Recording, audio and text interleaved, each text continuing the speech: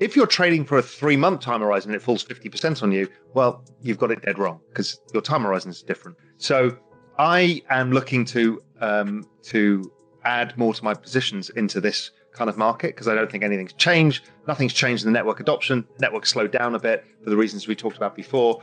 So over time, we see the institutions coming. I'm talking to them every day. I launched a crypto fund of funds. We've already put the first $100 million to work. That goes straight into the markets via the hedge funds. That ongoing allocation of assets is happening. So it doesn't stop. So it trades sideways for a year. That's great. Tends to mean periods of suppressed volatility lead to hyper volatility. Periods of hyper volatility tend to lead to periods of suppressed volatility. And we basically had a sideways market where volatility has been falling since May. So that's how I think about it. In terms of the allocation of tokens, the answer is I don't know. Yeah. It's complicated. We had a big move in the layer ones, AVAX, Terra, and Solana. Usually chasing the previous theme is a way to lose money for the reasons you said before, is you're not taking advantage of weakness. What you're trying to do is follow the momentum in a market where people are just rotating. That's usually bad. You can add some momentum trades when the whole market's in momentum, not when it's rotating. So where could the rotation go? That's the question you should be asking. Well, some of these DeFi ones had a big run in 2020, haven't done anything and fallen 70%. Maybe it's DeFi. Maybe it's the interoperability, the ones that allow you to move things from one chain to another. They haven't really had a big run. Maybe it's those. Metaverse have had a run. NFTs have had a run.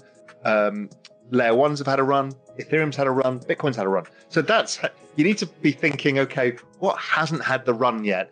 Yeah. And again, I wouldn't try and look for one particular single token because your probability of success, unless you really know it, is super low. Build a basket of stuff, equally weighted. Don't take too much risk. Wait and see.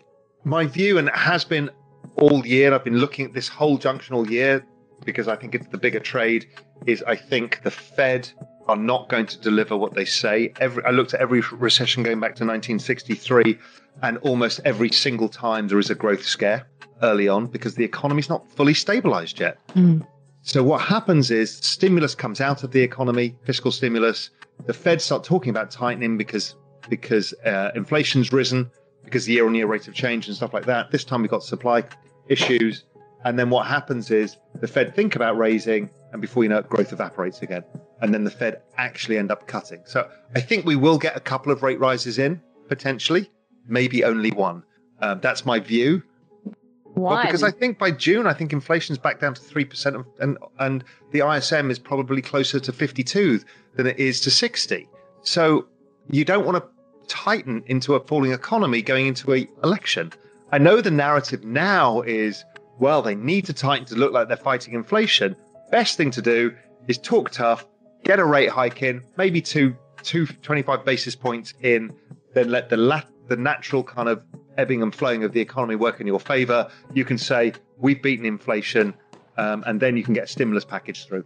Yeah, take a victory lap that we jawboned it before we had to actually do. And then stimulate ahead of the election. I mean, that would be perfect for them. So if the market is wrong in expecting higher inflation for longer, then growth stocks will explode higher again. Because really, let's face it, we live in an exponential age. Anybody who thinks that tech stocks, high growth, long duration tech stocks that are capturing exponential rise of technology are not going to go up again, that can't happen just because of network effects of what's going on. We're not talking about IBM here or GE stock, or some of these things can trade sideways for decades, but you can't trade sideways for decades when you've got exponential growth going on. It just can't happen. Now, you can have periods of a year, 18 months of sideways down markets, which we've been seeing. But then what happens is they end up looking ludicrously cheap versus what's happening. And the moment the inflation story disappears, then everyone piles into growth again. Crypto is similar to growth. It's driven by its own network models and adoption. There's a bunch of other stuff. But similar to that, I said crypto have been trading sideways because wage growth has not kept up with inflation. So marginal dollars to invest by retail has been reduced.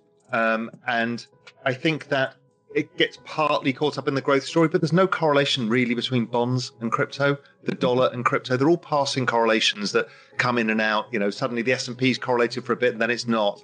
So I don't worry about that. I just look at the network effects over time.